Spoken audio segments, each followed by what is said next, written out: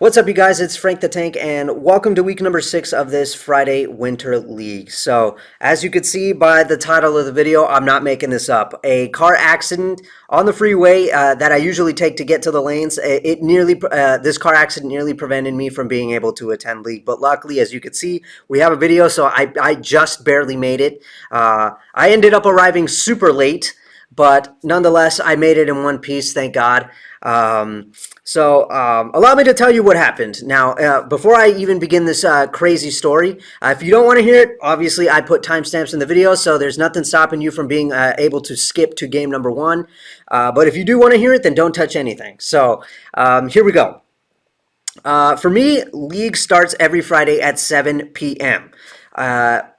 But what I have to do is I have to leave my house at 5:30 p.m. to get there just a little bit after 6. Now, I do this for two reasons. One, because you never know what can happen while you're on the road. A traffic jam of some sort, or I do it because, let's just say, finding a parking spot like at around between 6 o'clock and 7 o'clock. Finding a parking spot can be difficult because that is when that parking lot that they have available starts to really fill up. So I get there, an hour early just to find a good parking spot. So on this day, I decided to leave my house at 4 o'clock because I had a couple of errands that I had to run before, I would make my way over there. So yeah, I chose to leave at 4, and I got all my errands done. Everything was good. And then by about 4:30, I took that one main freeway that I have to take in order to get to the lanes. As far as I knew at that point, I felt that I knew that it was the safest and easiest and fastest way to get to the lanes. There are other ways, but I didn't know about them, and I didn't know how long it would take to get there. But anyway, I got on the freeway, and about 5 minutes into the drive, I'm instantly greeted by very slow moving traffic, and I thought to myself, oh great, traffic, but no worries, it's only about 4:35 at this point. I've got plenty of time. And then finally, when I got to the end of this traffic, I saw that the cops were sealing off the road, and I didn't know why. I didn't know what happened, but they were starting to like block off the road. No cars could get through whatsoever. They were putting up they were starting up those road flares and putting them down on the road, and they were diverting all the traffic to this exit. And there were more cops up at the top of this exit, and I could see that they were directing us back to go the other way, the way that I had just come from. So basically, I had been in that. It was like I had been in that traffic for nothing. I went through it only to find out that I was basically going to be making a U-turn back the way I had come from. So I thought to myself, "Oh hell no, this isn't about to happen." And need I remind you, by the time I got to the end of this traffic, it was 6:30. I'd spent 2 hours in that traffic. And yeah, I told myself, okay, so now that it's 6:30, I only have about a half an hour to get to the lanes, and I still am not even more than halfway there. So I had two choices at this point. One, turn around and go back home, or two, I could find another way to get there, but there is like a 90% chance that I'm going to be very late. Now, I had found out from my teammate, she texted me that two of our teammates had COVID, so they weren't going to be showing up, which meant that if I went home, she would be all by herself. And I found out that the other team all of them had shown up, so it was going to be 1v4. So I thought to myself, I really don't want to leave her like that, like to fend for herself. So I told myself, you know what? I'm going to find a way if there is one. I'm going to find another way to get to these lanes. I don't know if there is, but I just have to pray to God that there is another way. So I messaged my teammate while I only had a half an hour left to get there on time. I messaged her and told her, I'm going to be there, but I'm going to be late. So let the other team know. Hopefully they'll understand. And she let them know, and they understood. All was good. And they were all like, pray to God that you're okay and that you make it here in one piece. So I turned on my GPS because I had no idea about any other ways to get there. And luckily my GPS found another way, but it was going to take me all the way around this whole thing. It was on this back road that was so abandoned and so sketchy. I hardly saw any cars, and now that here we are at this time of the year that like where the sun is starting to go down a lot earlier now. Because remember, got the daylight savings, even by about 8 o'clock, the sun would still be up. But now here we are at this time of the year where the sun is down by like 5:30, 6 o'clock, somewhere around that time. So I'm driving on this scary looking back road up deep into the mountains in the forest where it is like super dense and it is super foggy, and I have no idea like where I'm going, and this road is all like crazy and zigzag like. It's like freaking Tokyo Drift or something. But yeah, I felt like I was in the middle of a horror movie because keep in mind I had no idea where I was going. I had no idea where this road was taking me, but I trusted that it was going to take me to it was going to get me to back into this town where the lanes are. And the worst part of it was that there was no signal up there. So yeah, I prayed to God that nothing would happen while I was on this crazy back road up in the mountains because yeah, if I would like pop a tire or if something would happen to my car that would end in me having to pull over, I'm screwed because I have no signal up there. So what the heck am I gonna do? So luckily, I made it out of this scary back road. I made it into town, and when my signal finally kicked back into my phone, I found that I was only 4 miles away, and I was like, "Oh, thank God, I made it." So, yeah, now I know that there is another alternate route to get to the lanes, but I pray to God that I never have to take it again because it was sketchy. So, yeah, I found my way around. I made it, and I texted my teammate, "I'm 4 miles out. I'm almost there." And by this time, it's already 7:15, so I'm already 15 minutes late, which technically isn't so bad. I mean, it could have been worse, but it wasn't.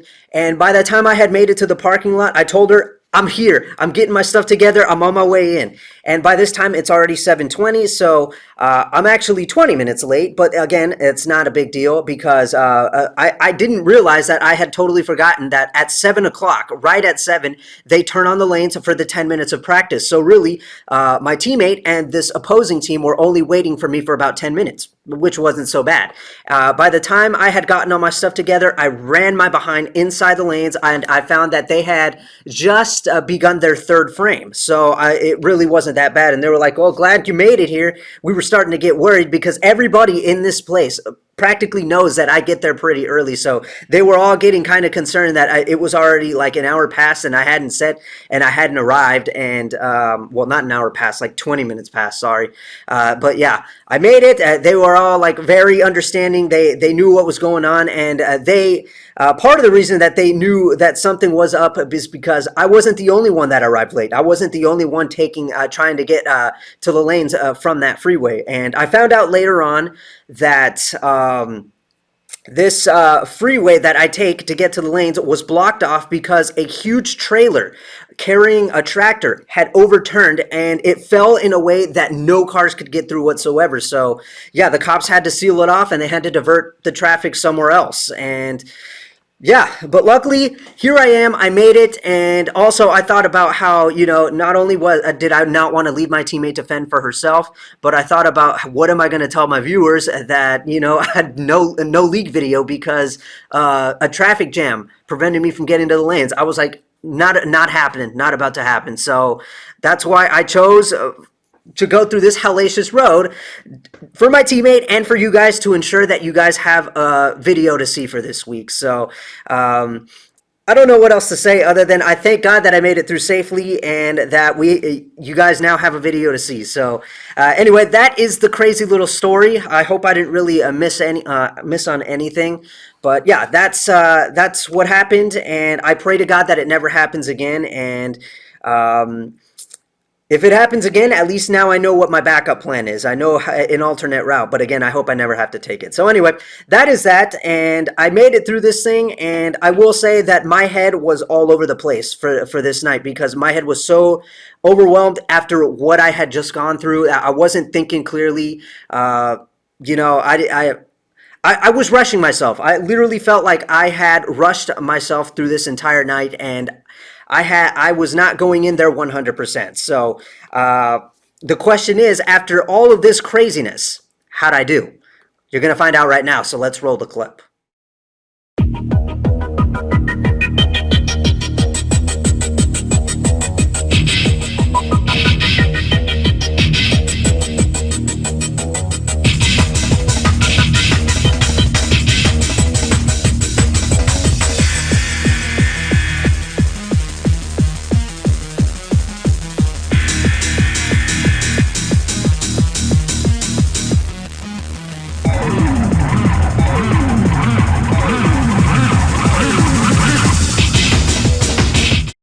All right, you guys. So here we go, week number 6. So the choices for bowling balls literally are not any different from last week, I think.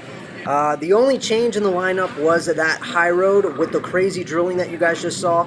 I brought it because I thought I would try to continue playing straighter angles, but this time without the use of urethane, and it didn't really work out that great, to be totally honest. But yeah, that crazy 60 by 0 by 0 drilling that you guys saw there, some of you may have seen it already, some of you might have not, but for those of you who have not, that drilling is specifically for me to be able to play basically straight up that second arrow and not have to worry about the ball like hooking early or anything like that. So yeah, I thought I'd experiment with that and try it out in the first couple of frames. I literally like rushed it because, like I said in the story that I just told, that I would they had already started their third frame and I had to catch up. So I literally rushed through those 3 frames, and they didn't force me to rush. They were like, I could tell they were like, take your time, but like I just, felt like I just wanted to, just catch up. So I cared more about that rather than taking my time in these 3 frames. And as you could see, that was clear indication of that. And obviously, I didn't have any time to practice because I arrived after the 10 minutes of practice were over. So yeah, I basically had to use this first game to test things out. Not that I really needed to because, like I said, not much of a change in the lineup. I had the nuclear cell and I had the pitch black with me. As I felt that after what happened last week, those were the 2 bowling balls that I needed with me. But I wanted to test out this high road just to see how I would do. And say hello to the new spare tire. I'm sure many of you saw, if you follow me on Instagram or Facebook, I think it's on there, you may have seen that I had a pretty awesome post where I had 6 different hustles. The Hustle Inc., the PBR, the Wrap, the Camo, the Wine, and the USA, along with that spare tire. I know a lot of you are probably curious to see what that thing rolls, how that thing looks when it rolls down the lane. And now you're going to finally get your answer. You saw me try to go at the Greek church with it. And yeah, there I go on the right lane. That first shot was atrocious. Obviously, the ball didn't even hook. And then that one, it kind of moved a little bit, but bad shot on my part. And yeah, I mean, the spare tire, it's pretty awesome. And for those of you who are wondering, and I know a lot of you are probably going to bash on me for this, like you're probably saying, how dare you drill that spare tire? Because I know only a handful of those were made. And those things, I know a lot of people are looking at those spare tires as more of a collector's item. Well, I'll have you know, this one, I did the smart choice. This one was actually already drilled into. So I got it a lot cheaper than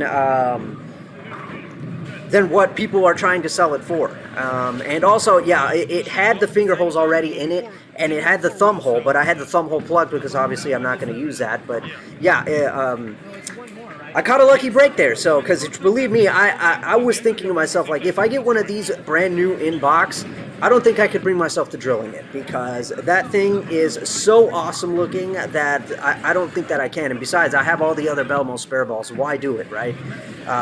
So yeah, I caught a lucky break when somebody had posted it to be sold, and they had already had put the holes in it. So lucky me. So yeah. These first 3 frames, I decided to bring out that high road with the special drilling because I thought I'd test it out, see how I could do. This ball, the way I have it drilled, see that? It doesn't even want to move, and that's because of how I let it go. That was the difficult thing for me, but yeah, this ball, honestly, is the substitute for me to be able to play those same angles that I would with the pitch black. Well, not like 100% similar angle, but like this, or line. But, you know, this ball allows me to pipe it up the second arrow, like literally directly up the second arrow. And I don't have to worry about it hooking early or anything like that. It's with that 60 by 0 by 0 drilling, it's just pure roll from beginning to end. And it's specifically for me to be able to play those straighter angles and not have to worry about the whole rev rate or anything like that. Or, like, I don't have to, you know, adjust my hand in order for that ball to be able to get up the lane. That's the beautiful thing about that drilling. And the pin is placed pretty much directly on my axis point, so that's awesome. And yeah, as you can see, those first 3 frames were a complete disaster. It didn't really work out, and I think in the 4th frame is when I decided to make a ball change. So literally throughout this entire first match, I was not thinking.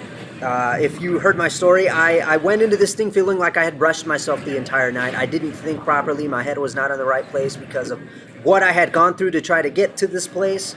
The fact that I had to ride 20 minutes late, I'm a very punctual person, so the fact that I had to ride 20 minutes late, it kept weighing heavily on my mind, and the fact that I kept everybody waiting, it really bothered me because I hate to keep people waiting.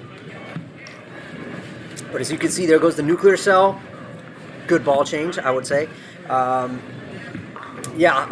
This entire first match, I was using it as my test session, I guess. You know, this first match was my 10 minutes of practice, if that makes any sense. I mean, I missed the 10 minutes of practice, so what could I do, right? I had to use this first one to figure out what was going to work, and I didn't really need a whole lot to do that. I didn't have to sacrifice a whole lot of frames, as you guys saw. I picked up that high road, it didn't work, and obviously I know what to do with the nuclear cell because I brought it to league pretty much almost every week, if I'm not mistaken, and I know exactly where to stand with that ball, what to do, the line to play, and then if that didn't work out, the pitch black was my last resort. So I had my game plan. I didn't really have to do too much, but yeah, one thing's for sure is I went into this thing not 100% all there.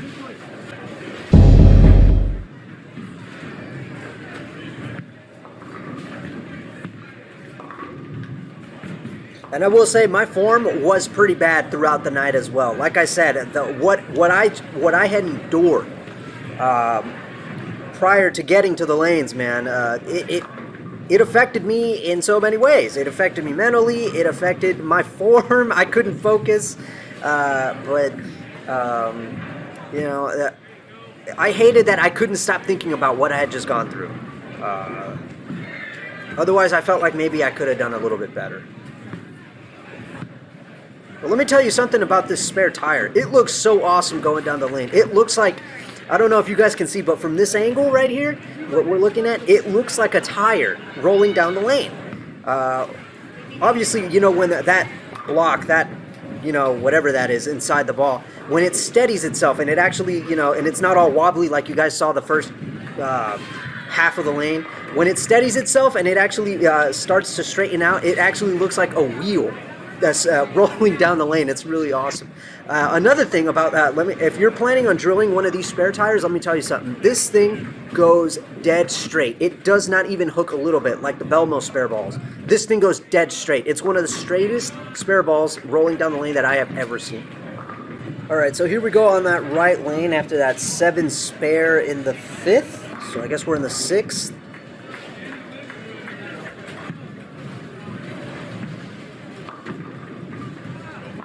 So yeah, after looking at that shot, I thought to myself, I either threw it too slow or that part of the lane where the ball decided to break is getting a little bit drier and making the ball hook a little more. Again, I couldn't tell you what I was thinking because I wasn't thinking clearly. I was just going up there with a blank, with an empty head and just throwing the ball. I hate that my focus wasn't at 100% on this night. That one I got it left. Kind of a little slow, and yeah, see, I wasn't happy about that shot. I mean, it struck, but, you know, it bothers me when I make bad shots. It really does.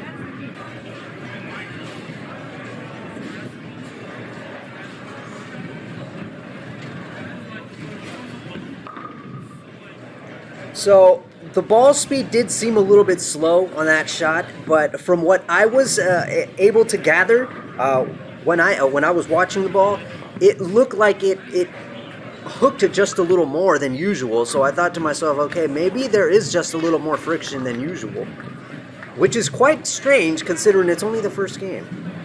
So because I wasn't 100% all there, again, I didn't trust myself to pick up my spare ball to pick up that 4-pin, so I proceeded to just hook at it again.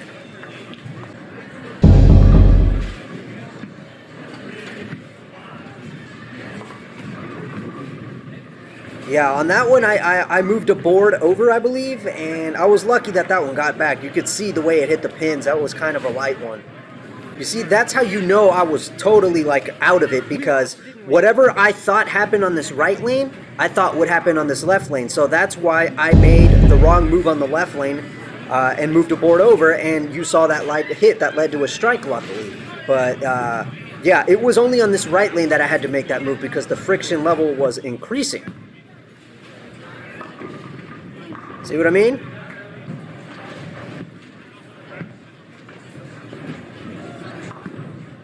Alright, so on this last shot, I figured since it's pretty much done, I figured I'd pick up the high road again just as a test shot to see, can I use this thing? Like, is my head back in the game?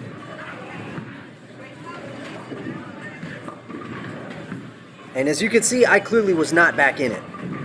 So there we go, ending game one with a pretty decent 178 for not being 100% all there. I'd say that's not too bad, but now that game two has started, playtime is over, and it's time to get serious. So I realized what I had done wrong with that last shot in the 10th with that high road, and I realized I'd put way too much like of a forward roll on it, and I could tell based on where the pin was that I didn't even actually hook it. So I realized, okay, I gotta change up my release a little bit to get this ball to hook.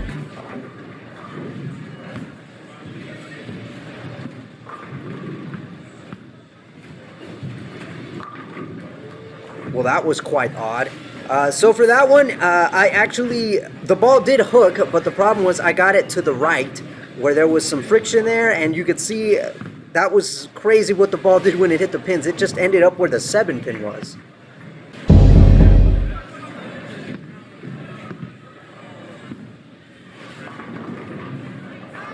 So that, I want to say, was a little bit unlucky, but it wasn't because you could see that it hit the pocket kind of light. So, but you could see that I actually did kind of try to hook it just a little bit. The pin wasn't like, you know, dead center. If the pin is moving just a little bit when the ball is rolling down the lane, then it's going to hook a little. And that one obviously was a bad shot on my part, and the release was not that great as well. It could have been better.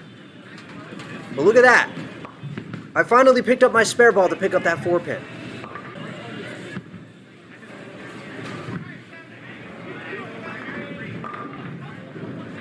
So that one, I could tell off my hand that I let go of it wrong, because you could see the ball just went dead straight to the pocket. Not even a hint of curve in that ball.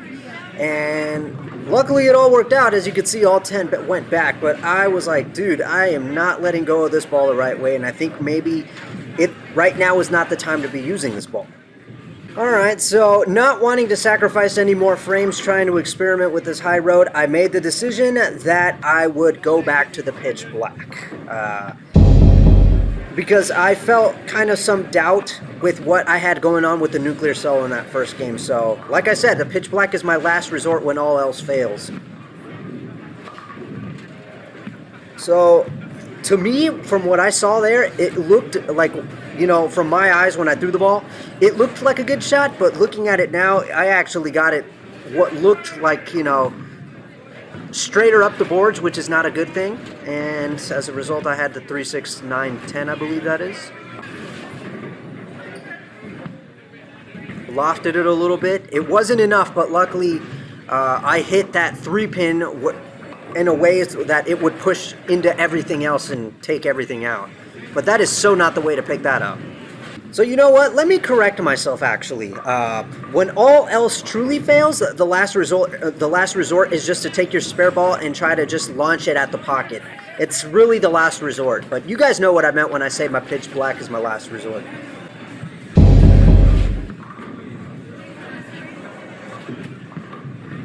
Not a bad shot, but I noticed something right there when it got down there. I'm not sure if you can see my reaction. I was literally like, oh God, that's going to be bad. And luckily I fought off a split there, but I noticed that the ball hit a little dry spot and it caused it to, you know, hook a little bit more, and as a result it led me to having that. What should have been a split, but luckily only ended up being a 9 pin.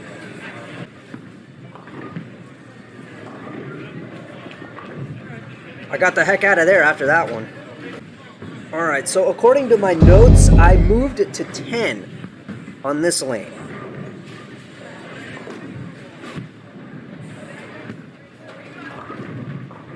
And I guess it wasn't enough. I will say that the ball speed did seem a little bit slow as well. I feel like that was a contributing factor.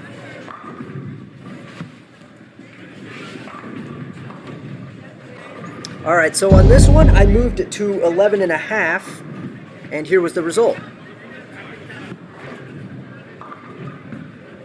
Yep, I'm thinking to myself, wow, that still wasn't enough. So I knew that this left lane still had a bit more oil for me to not have to move as left, but on this right lane, I clearly was going to have to make even more moves. But on this left lane, I figured, okay, I'm getting close. I'm close to figuring this one out, but on this right one, I don't know. I don't know how much further to the left I'm going to have to move.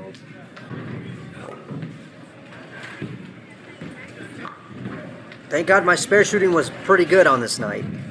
Okay, so on this left lane, I do remember that I made the move to board 11, but I just don't remember when exactly I did that.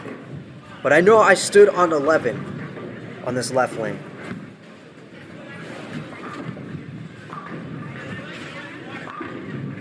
Shot seemed pretty good, but I do want to say I didn't notice it right then and there, but looking at it now, I realized I got it to the right a little bit too late, and that's why it got to the pocket the way it did, and as a result, I left the 10. So I,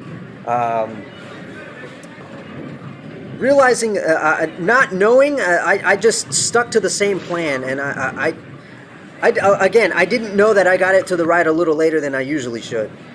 So here we have a 10 pin to deal with, and I was feeling pretty nervous because, again, remember, my head was all over the place. I wasn't focused. I didn't know how I was going to do. Fell off balance a little. Thought that was going to go in the gutter because, like I told you, this spare tire, man, it doesn't even hook a little bit. It goes dead straight, but luckily that calmed me down a little bit when I saw that I'd made it. Okay, so on this right lane, I still hadn't gotten it quite figured out, and I don't remember how much of a move I made here. It's possible that I was on 11 and a half at this point, from 11 to 11 and a half, because, you know, like I said, my fear was that I would make too much of a move, and then I would end up hitting the pocket light or something like that. And as you can see, still, it wasn't enough. And then this just had to happen.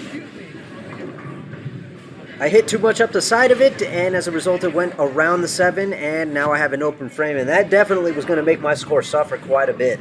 So going into this 10th, I realized, I finally put into my head, oh yeah, so I remember what happened in that last shot that I was in the that I was on this left lane.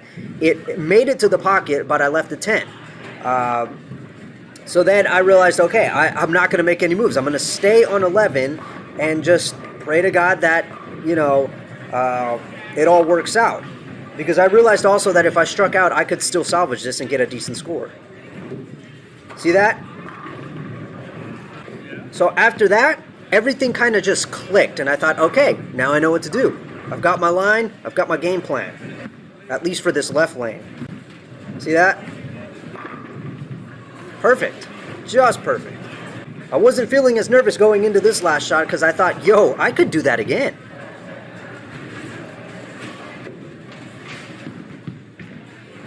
So I did it again.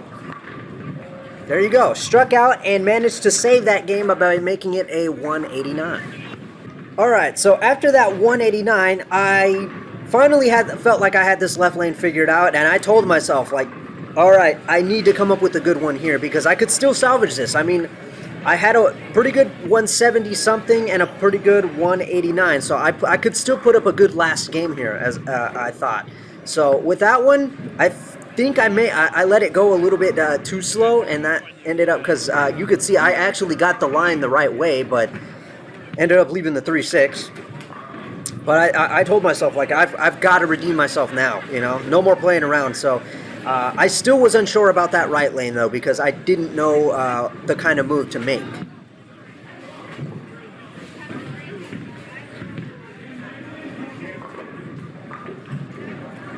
Halfway down the lane, I thought that I was going to chop on that one, but then I saw what the ball was going to do and how it was going to hit that 3-pin, and I thought, oh, never mind, I got this. So on this right lane, again, still not sure what to do. I decided to make... not necessarily big move, but I decided screw it. We're gonna go from 11 and a half all the way to 12 and a half. Went for it. that happened, and I thought, yes, you see that right there? I'm like, I know what to do now. I've got this.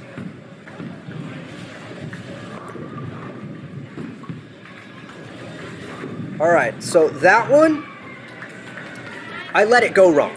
And I'm not sure if you could tell, but that one I could actually see the green grips that I have in this pitch black.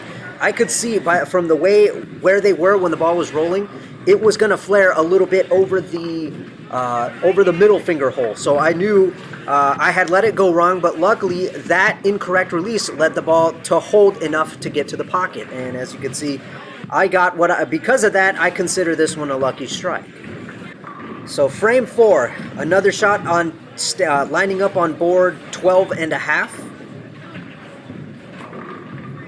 Great shot. Nothing more to say. So yeah, now going into this, now realizing that I had a solid game plan, line up on board 11 on this left lane and board 12 and a half on the right, I thought to myself, dude, I could totally strike from this, from here till the very end and put up a really solid, game in the end to salvage my series. So on that one, as you can see, I didn't get it to the right like I should have, but luckily again, it held because I didn't really get the release down correctly again.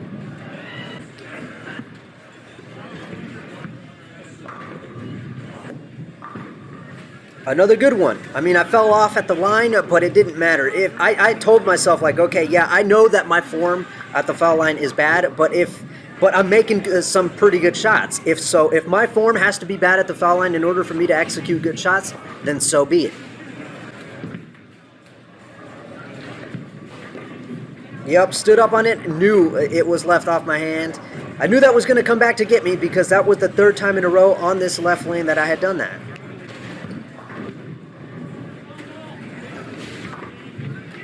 Boy, was I lucky that spare tire curved just a little bit. You guys saw it. It moved just a little because, like I said, this ball goes dead straight, and if it had done that, I definitely would have messed up on that 3-6.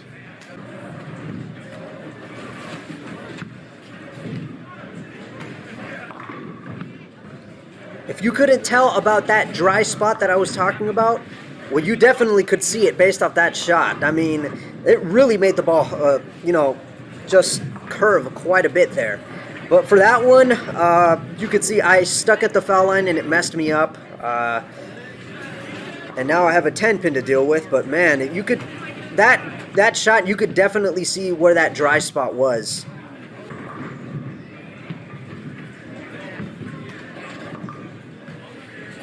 Thank God that my spare shooting was not affected by whatever was going on in my head.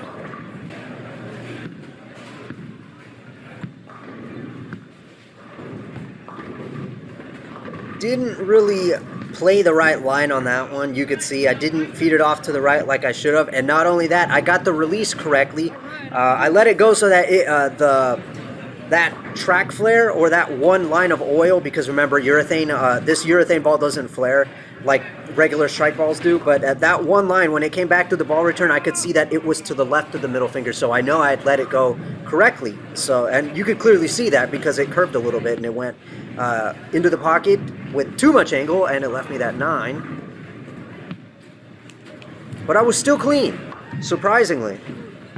Alright, so here we go into the 10th, and I was a little bit concerned because I had done the math on my phone. I don't know what is wrong with me always doing that, filling my head with that unnecessary information. But I did it, and I realized in order to get a 600 series, I think I would need a 233. So, I couldn't remember exactly what I needed to do in the 10th frame in order to get to 233, but I didn't want to think about it. All I wanted to think about was just try to strike out. And I knew by striking out I would get into the 240s. But I was a little concerned because, remember, this right lane was the more trickier one because it had that dry spot, the down lane, where it would make the ball curve a little bit more, and a little earlier, I guess. But I stuck to my plan. I knew no changes needed to be made. I continued on 12 and a half, threw the best shot I could, good form, and I got my strike. I was like, oh, hell yeah, I can do this. I can strike out, because I remember exactly what I did. So here I went making the second shot. knowing exactly what I needed to do, repeated it, sort of. Got it to the right a little bit too early, I want to say. I got it to that spot where it made the ball want to hook a little more. It went high, but caught a very, very lucky break. Clearly, it was meant for me to strike out. But I told myself, definitely don't do whatever you just did right there. Stick to whatever I did on the first shot, and that's exactly what I did. And luckily I got it. I mean, I played it a little straighter up that 8-9 board. You could tell because of the way it just traveled down there and hit the pocket. That 10 was the last thing to go, but you know what? I struck out and I managed to put up an incredible 246 to salvage my series, which meant I got another 600 series. Unbelievable, considering what I was going through. You know, like how I wasn't 100% all there. I was lost in all my thoughts after what I had endured trying to get to the lanes. But pretty incredible, the fact that I managed to do what I did. And I think that's a 613 series for the second time in this league that I have achieved. So that means that my average will go up instead of either staying the same or going down. Okay, guys, so here is our summary for week 6. For game 1, we started off with a 178. Not too bad. Could have been worse. Game 2, we picked up the pace a little bit. And got a 189, managed to come in clutch in that 10th frame to salvage that. And then game 3, we went all out, and we managed to finish on a high note with a 246, pretty good. And that 246 is what really salvaged it because I managed to finish with the 613. Another 600 series, and I believe that's 3 in a row now, which is pretty awesome. Compared to last week's series total, we went down, but I don't care because the fact that I managed to get another 600 series on this much more difficult house shot when I wasn't 100% all there mentally, I guess. I find it to be pretty impressive. But yeah, the series required to raise the average was 594. Obviously, I did that, so definitely my average is going to go up. And my pin total after week 6 is now 3,565 after 18 games played. That raises my average from last week from 196.8 all the way up to 198.05. So I'm getting closer, guys. I'm getting closer to that 200 average. And unfortunately, I didn't have time to check the paper to see what the averages look like for the top 5 people that I mentioned to you last week. Myself included in that top 5. I didn't see how it changed, so I'm probably just going to have to wait till they update the results because I do have the code that I can enter on bowl.com where you can check league standings. So unfortunately, they haven't updated the standings. They're getting pretty lazy with it, unfortunately. They still haven't even updated the last time they updated the results was week 2, and since then they haven't updated it. So I'll probably just have to wait till later in the week till they actually post the results on the bulletin board that they have there at the lanes and see how things have changed. So, yeah, we'll just have to wait for that. But anyway, my highest game remains the 256 from week 1 that I got with the Zen Master, and the highest series remains the 636 from last week. So, yeah, overall, I'd say this is a pretty good night considering the fact that I was all messed up in my head and that I felt like I'd rushed myself. I wasn't, taking time. I was just, my thoughts were elsewhere, and my form was obviously awful, but I didn't care because like I said, if my form needed to look bad in order for me to be able to execute shots, and that is what was going to happen. And I'm glad that I didn't really miss any spares other than that 4-7 that I chopped on, I believe.